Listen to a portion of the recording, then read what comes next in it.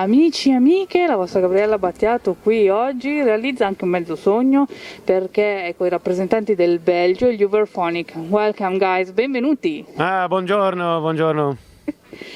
Well, let's begin. After 25 years of a brilliant career, obviously, why did you choose to try this experience and come to the Eurovision? Because we love the festival already for years, we've been following the festival since we were kids. And I kind of I kept on following it, Raymond as well, we watch it every year. And at some point we said once we'll kind of participate. They asked us a couple of times, but it never kind of worked. And then last year, it kind of fitted in our schedule, Yeah. And so we said, and also I think last couple of years, last five to 10 years, the festival is becoming a bit more serious again. It's a bit more about the songs, about the music. You see that with Duncan Lawrence who won, with Salvador Sobral who won. It's not just show, It's not just kind of like theater or whatever. It's kind of like all. It can also be about just the music, and that's what we're about. So that's why we said yes, and here we are, and having the time of our life. It's fun to do. We can say to all musicians, you should do it. It's just. I'd really recommend it to any artist. It's really cool. It's a lot of fun. It's rock and roll as well. It's another world, really. Yeah. This surreal. Yeah. And the major difference between Release Me, that was last year's single, and Wrong Place, which you're presenting this year, is the voice. But considering instead the harmonics and the way it's composition, which are the common points of the two songs? The common points, I guess, it's both kind of soundtracks to non-existing movies. It's like Release Me is a bit more dreamy. It's a bit more quiet. It's like, it was actually talking about my dad dying. And I co-wrote it with Luca Chiaravalli, so you have that kind of his hand in it as well.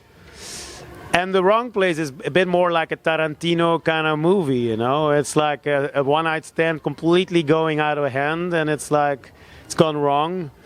So both movies, different soundtrack, and I think that's the only thing that kind of connects all our songs. They're always it's always kind of film-inspired pop tunes, no? That's what we try to do anyway. Yeah, this one is for Jake, it's correct? Yeah, Jake. Oh well. You're back in the band after many years. Yes. So what did push you to be back and do this experience with your old friends? Well, I had to call Alex for a practical thing, really something. I was participating in a TV show in Belgium where a song of Hooverphonic would be performed, and I wanted to be polite and ask if it was okay. And so we got to talk, and it felt really good. We had a lot to say to each other, and a few weeks later, Alex explained to me what they were going to do about the 20th anniversary of The Magnificent Tree and Mad About You.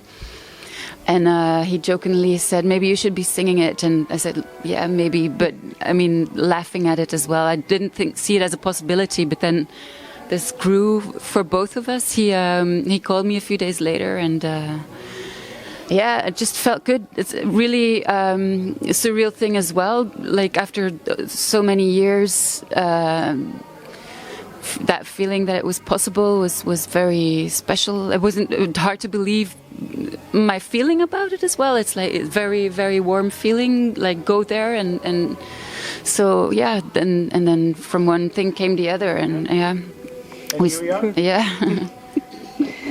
Alex, obviously we know you know very well Italian music, and which are the aspects of our music that you find lovely, that you like the most?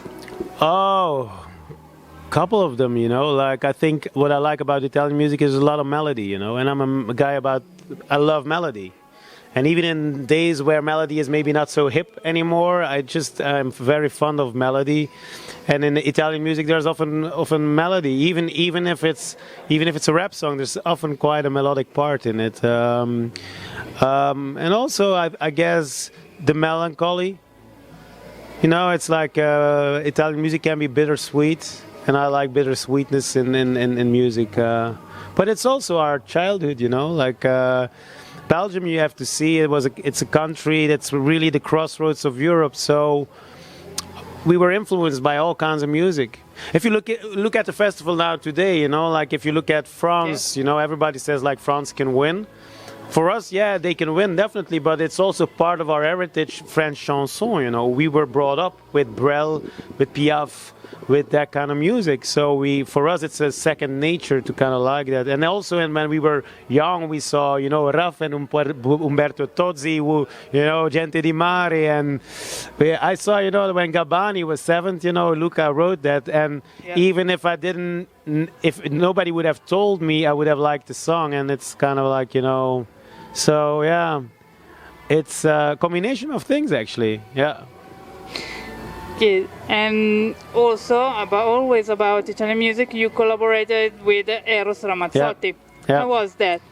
That was great. Yeah, we worked in his studio. I also had the luck to meet Zucchero and work at his place. They're completely different, but they're genius in what they do.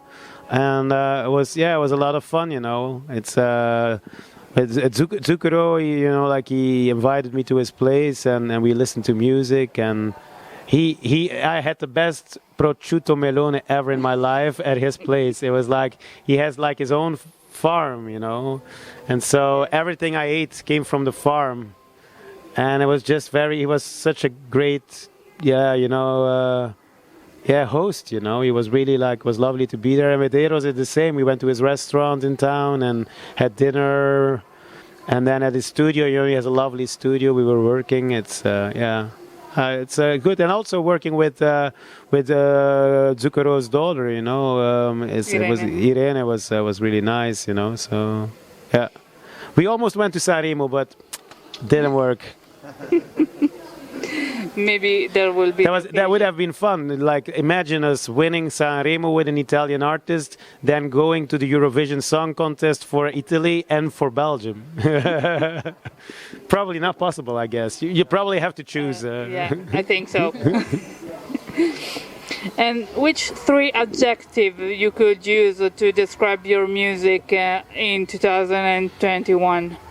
Oh, that's a difficult question. Atmospheric, definitely, but also up to date.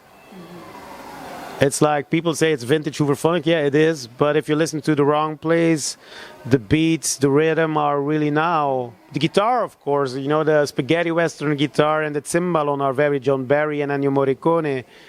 But, you know, the synthesizers, the stuff that's programmed is very now. So it's very contemporary, and at the same time, it's actually vintage. And that's the contrast we like to kind of experiment with. And bittersweet, I guess. There's always some kind of melancholy. There's always some kind of sadness. That was why people say like it's the darkest staging, you know, like, but that's the way we are, kind of like. We like that we like that kind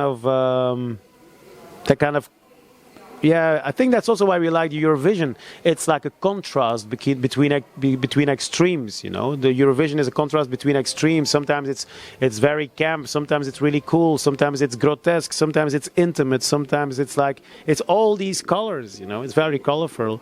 And we're kind of dark but at the same time colorful. So another contrast. And as to conclude our interview, we have to remind our viewers and listeners, obviously, that your new album is out. Yeah. So, what can you tell us about it? Well, it's 10 songs, partially written during the lockdown, but also a couple of tracks that we already had. And it's just, it's a vintage Hooverphonic record, you know. There's like a Full Moon Duel song I wrote with Luca, and you know, it's an homage to Morricone, who died 2 years ago. But you have like Lift Me Up, a very funky kind of track, maybe not so typical Hooverphonic. I co-wrote 2 tracks with Nina Sampermans, who actually co-wrote the Swiss track this year here at the festival. It's for us, it's like 10. It's a universe with 10 planets, and Geiki's voice is the sun, and she's kind of connecting all these planets and makes it like into one whole universe, you know.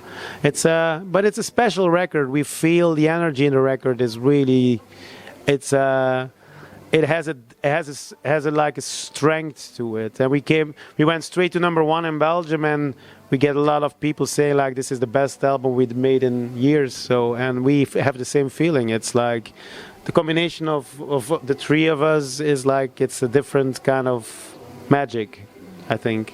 And the best song is Belgium in the Rain, in our opinion. It's ours as well. We would like to have it as a next single, but then Luca won't be happy because Thinking About You he co-wrote, and that's normally gonna be the second single. But we'll see, because that's also the cool thing about being a musician. If we do really well on Saturday, the Wrong Place can go a long way, you know, and then maybe the next single will be September, and then Belgium in the Rain is a perfect title for that. Yeah, exactly. So thank you very much, guys. It's our pleasure. It's our pleasure. Thank you very much. Hopefully, we'll be in Belgium next year. Okay, let's hope so. Let's hope so.